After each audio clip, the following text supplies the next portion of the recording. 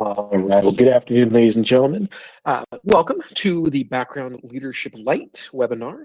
And it looks like we have a couple people already online, and I have a hunch that a few more will join us just as this hour goes on. My name is Keith Hessel. I am the founder and retention consultant with Serve Business Consulting here in Colorado Springs. And this presentation is on half of the services that we offer. We are Colorado's only full in-person customer and employee satisfaction consultant, and background leadership takes care of the employee side of that. So if you currently have employees, if you will eventually have employees answering to you, this is definitely the right place for you to be. Now, real quick, I do just want to make sure, if you look down at the bottom of your screen, you should see a control bar very similar to if this were a Zoom meeting. And there's a little reaction emoji, smiley face button down there. If you could do me a quick favor, click on that and give me a quick thumbs up if you can hear me okay. I just want to make sure that we aren't having any audio issues this afternoon.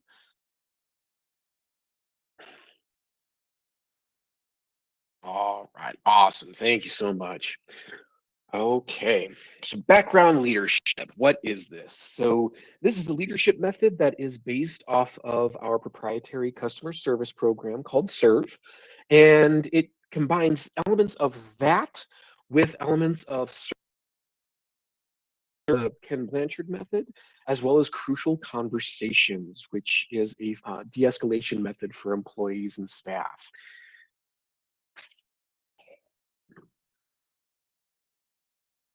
Right. Good Lord. There we go. So what does it start looking like? So for background leadership, there's a very important distinction: leadership versus management. Management, for the purposes of what we're doing here today, is the logistical stuff. Signing time cards, setting schedules, setting up SOPs, the working on your business, as it were. That's all the details, the nitty gritty. Leadership is how you actually interact with your people. Whether you have one employee, whether you have 100 employees, it really doesn't make a whole lot of difference. The principles are going to be the same. Leadership is encouraging the growth of your people. If you do have to do any sort of corrective action, making sure that it is actually corrective versus condemning. And the ultimate goal of any leader is helping their people advance, whether that's advancing in their field, advancing in their position, advancing within the business, or sometimes even advancing outside of the business, whatever that ends up looking like. That's why we have that quote in there from Simon Sinek. The joy of leadership comes from seeing others achieve more than they thought they were capable of. The moment you hire people, the moment you bring people on the staff, or the moment that you inherit a team, whatever the case may be, you just got a new purpose in life. You got the position of now it's your job to help these people succeed more than help yourself succeed. Because when you've reached a leadership position, when you've reached a management position, you have succeeded, whether that's as a business owner, as a team trainer, as a temp lead, or as a team lead, or whatever the case may be. Now, what is servant leadership? This is something that people hear all the time. Cam Blanchard is probably the most well-known proponent of it, but there are as many different versions of servant leadership as there are search results for it if you take a look on Google. The primary purpose for our purposes, the servant leadership aspect of background, is that you are there to support and enable your front end staff. Who are the people who are working with customers in your particular case? It's your job to support them. It's your job to make their job easier. And you really don't have any other purpose once you have a staff. It's making sure that they are able to work on your business so that that business can continue to grow with hopefully a minimal amount of input from you. Because as the business owner or as the VP or CEO, whatever your position may be, your job then becomes to make sure that that business is successful. The secondary purpose, and this is where it does tend to trip a lot of people up, is you are there to, yes, correct errors, implement policy, but that takes a back seat to everything else that you do. Now, especially when you are the hiring person, whether you're the hiring manager, the CEO, the business owner bringing on staff, all of this is built off of trust. Trust the people that you hire them. If you don't trust them, why are you hiring them in the first place? Probably feels a little bit commonsensical, but it's one of those things that is so easy to let fall by the wayside that falling into the micromanagement trap, falling into the let me show you how to do it trap is so incredibly common, especially when you are just starting out with hiring staff members. One of the key concepts that background leadership is built off of is a classic one, the four C's of leadership. And you can see them there on the screen, but they are competence, candor, connect, and character. Competence, that's literally what it sounds like. You know your job, whether that is the job of the business owner, providing the mission and the vision and the direction for your business, or whether that is the job of the shift manager. You know what your job is, you know what your people need to get done by the end of the shift, and you need to make sure that you can help your people to do that. So that's where that little comment comes in. That, taking it from We Were Soldiers, one of my personal favorite movies. I'm a Mel Gibson fan. Knowing your job and the job of everyone who reports to you. Now, in his case, he put it very simply, you know your job, you learn the job of the person above you, and you teach your job to the person below you. That way, there's always that redundancy. There's that element of resilience for your position. There's that element of resilience for your business, so that if something happens to you, everything can keep going on. But you have to know the ins and outs of what it is that you're doing for that to work. Candor is probably the most misunderstood one. That's that kind but not nice. Nice is caring about people's feelings. That's where you don't want to step on toes. You don't want to get overly uh, critical of someone because they might leave or something along those lines. That's being nice to them, and that does not go very far in the business world. Now, kindness is very different. Kindness is where you want to go in and you want to make sure that the right person is in the right place. Now, under no circumstance does that give you an excuse to be mean, to be an asshole. But that does mean that it's your job to make sure that, okay, Sally's real talents, she's in our HR department, but her real talents lie in sales. So what can we do to put her in the place that she is going to be the most effective and she'll still be the most fulfilled for her own position? That is your job as the background leader. You're the one that's kind of taking a step back. You're that third party perspective on your team, and you're making sure that every single person is in the right place at the right time. To do that, you need to be able to connect with your employees. You need to know them. Who is it that you're working with? Is Sally in HR because that's just what she's always done? Or is she doing that because that's actually where her passions lie, even if her skill set might be a little different? Knowing your people, knowing where their strengths are, knowing where their passions are, is going to make that candid conversation a lot easier in the long run. And in order to carry all of that, to build it all together, you have to have that sense of character.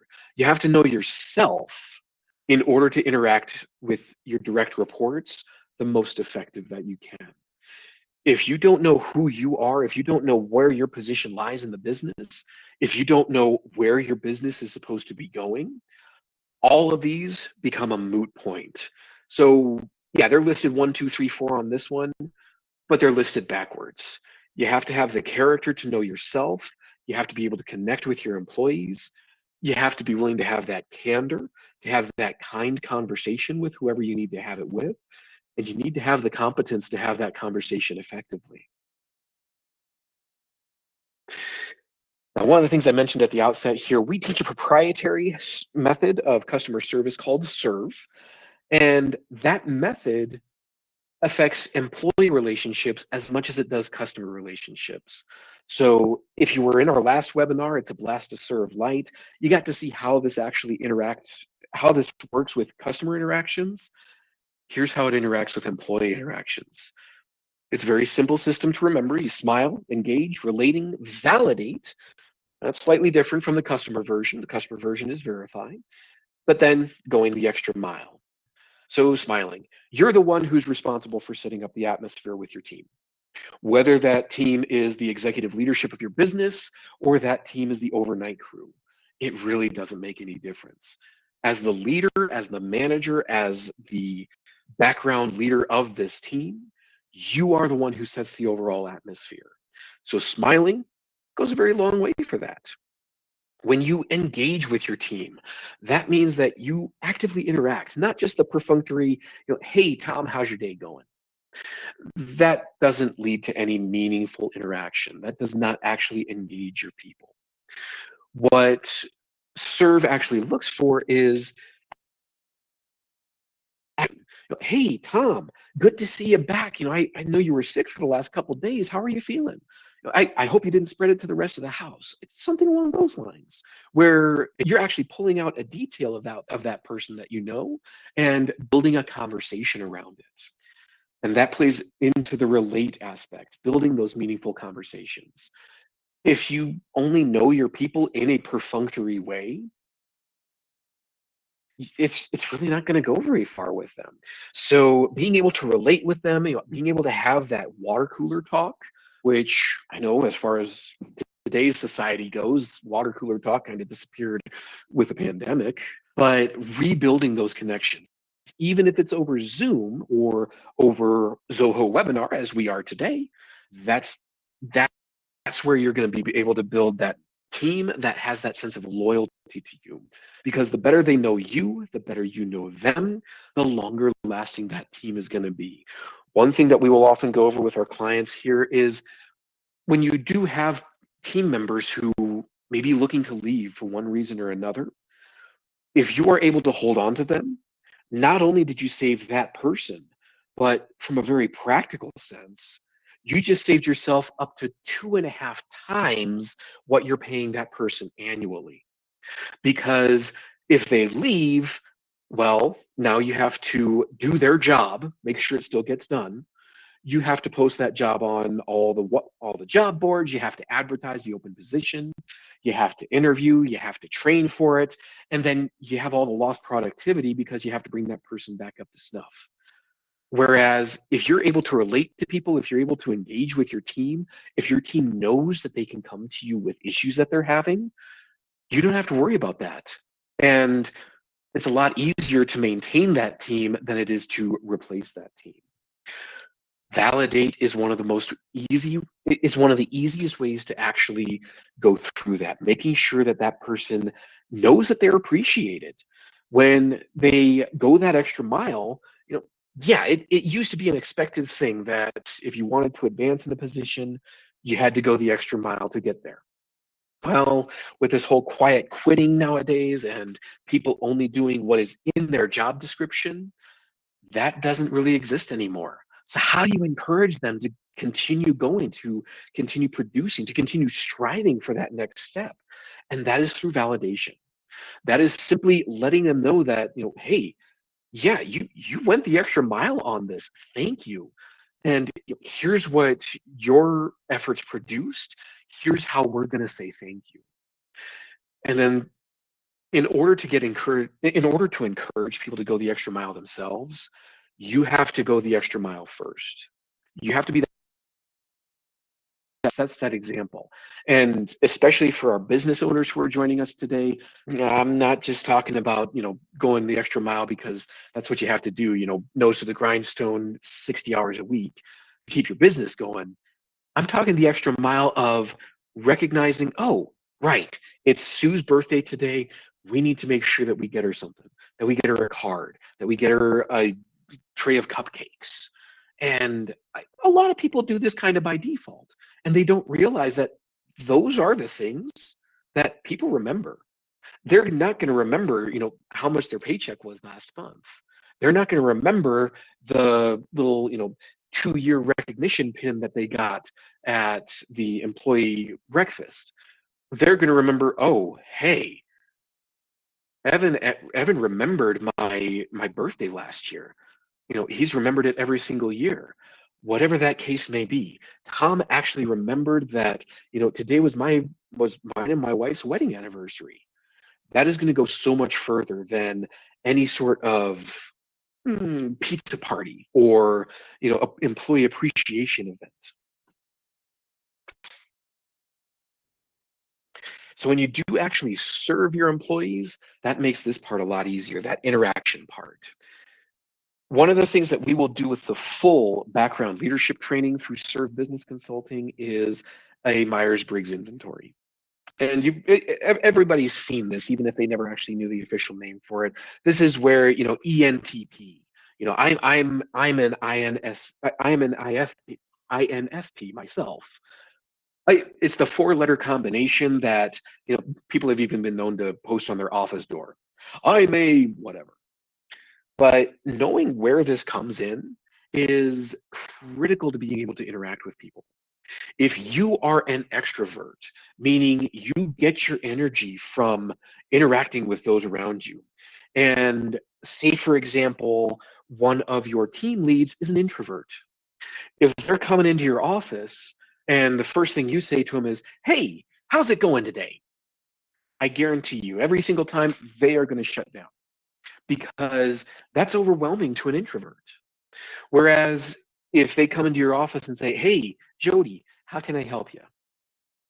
Direct approach, just letting them know that, hey, I know you're here because you need to be, not because you just want to shoot the breeze. That is going to open up that interaction. And part of the background leadership process is going through your Myers-Briggs profile and detailing out how you actually interact with that person.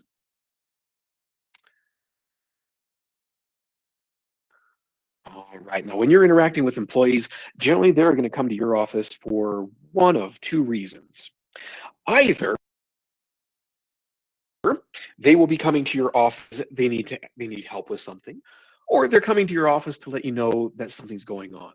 As a business owner, as a manager, if they're coming to your office and something's actually going on, you need to be able to know where that something stands. Is this something that needs to be addressed immediately? Is this something that you can kind of kick the can down the road for? So to that end, we have these 5 degrees of emergency. Level 1, that's your coffee creamer problem. Every office has these. As soon as you hire one person, there are going to be coffee creamer problems that come up. Whether it is quite literally, in the case of one of my clients, they discovered that not everybody liked the flavors of coffee creamer that they had in the break room. Or it's a concern relating to the color of the uniforms. Is this going to affect the overall success of your business? No, not necessarily. These are the issues that are most easily solved through educating that employee on why we're doing what we're doing, or delegating to that employee, thanks so much for bringing this to my attention. Hey, would you mind heading up this department and kind of taking care of this for us? Every single time, that is going to resolve that level 1 issue.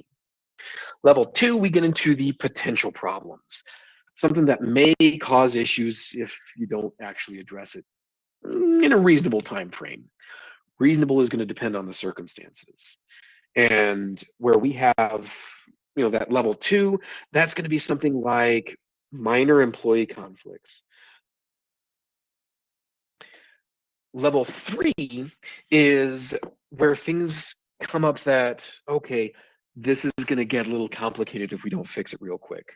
One of the most glorious examples of this is supply chain issues, where if you are running low on inventory or if employees are running low on the supplies to build your inventory, yeah, you need to fix that pretty quick, whether that's switching to a new vendor or putting a rush on an order, whatever the case may be.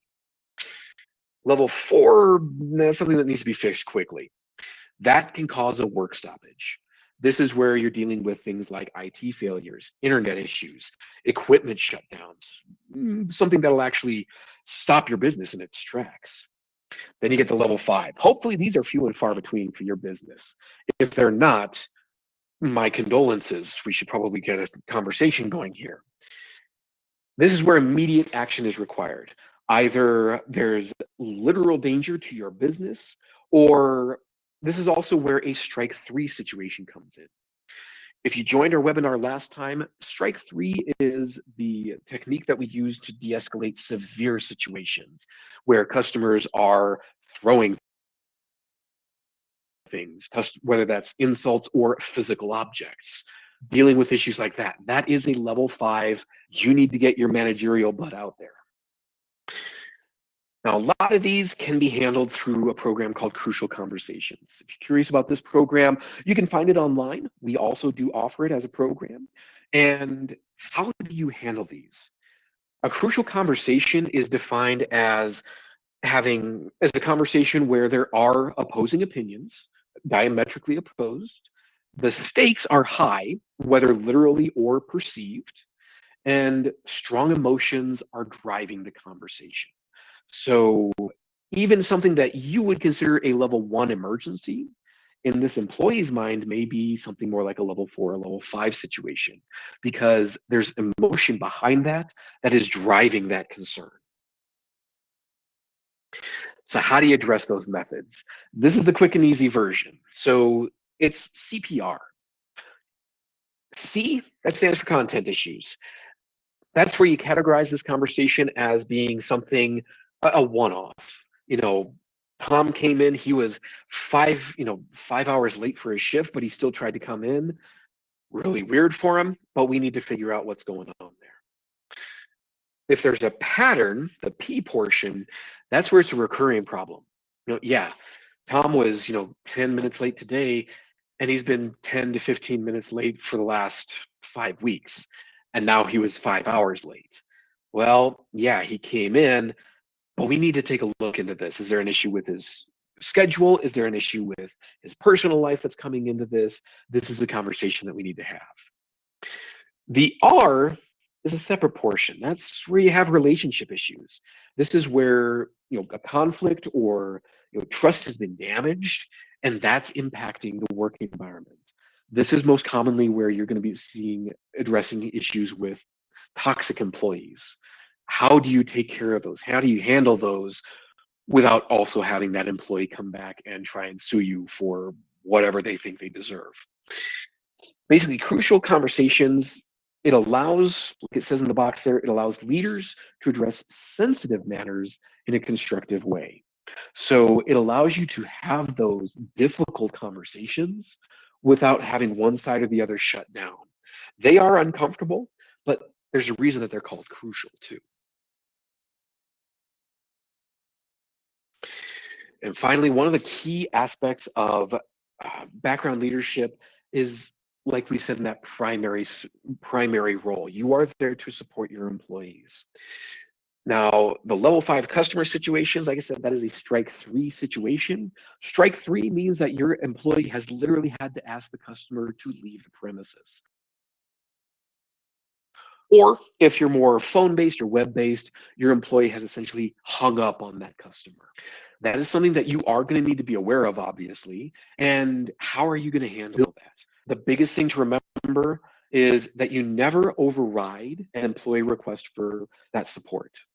If you do have an employee who is asking you to have this person remove them from the premises, you don't ask them why. This is a situation where, yes, you are going to take them at their word, and then you address the why after that's been resolved. So how do you measure success in the background leadership forum? There's a traditional way. That's measuring performance, the key performance indicators of the team, making sure that all those numbers are being met. How are they producing the revenue? How much revenue have they produced? And how has that elevated your status as the manager in the eyes of those above you or those around you if you're the business leader? Then there's the background leadership way, where rather than measuring the performance of the team, you're measuring the professional growth of the team. How many people have learned new skills under your watch? How many people have been promoted under your watch? Did you end up training your own boss now? I've been in that situation, and it stings at the time. I'm not going to sugarcoat that one. When you wind up, seeing someone that you've trained in their position promoted now to be your supervisor. But when that happens, that person is now going to be your biggest advocate because they know that you're the reason that they got there. And what is the overall employee experience? Company culture, work culture, office culture. The word culture has been thrown around so many times in the last 5 years that it's pretty evident that that is now what people look for when they join a position. So, how do you measure that employee experience? I will tell you, you cannot do that yourself. You cannot ask an employee to fill out a experience survey on your behalf and expect them to be honest. That's not gonna happen. What ends up happening there is they're gonna give you the answer that they think that you want to hear. Even if you specifically tell them, this is anonymous, I want your honest feedback, I want you to be completely candid with me, they're not gonna. One of the services that we offer, and we have seen so much success with some of our clients on this one, is offering that outside survey.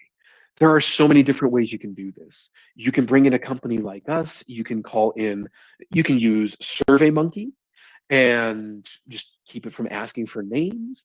There are so many different ways to get that anonymous, honest feedback, but that is the only way to measure employee experience. So, what are you doing to do that?